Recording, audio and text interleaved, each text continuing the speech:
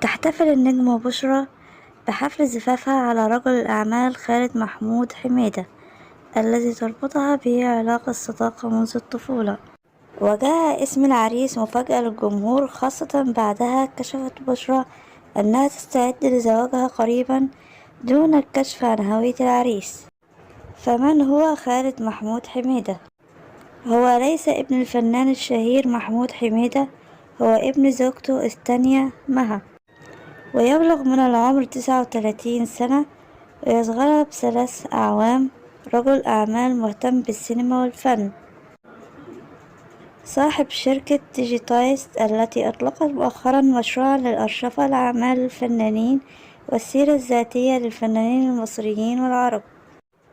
وانتشرت أقاويل تؤكد أن بشرى وخالد محمود حميدة تجمعهما صداقة قوية منذ الطفولة، واتطورت العلاقة منذ سنة عندما اشترك سويا في مشروع رقمنة الأرشيف الفني المصري باستخدام تقنيات الذكاء الاصطناعي للحفاظ على التراث السينمائي المصري من الضياع، مما أتاح الأثنين التقارب من بعضهما وتحولت الصداقة إلى حب.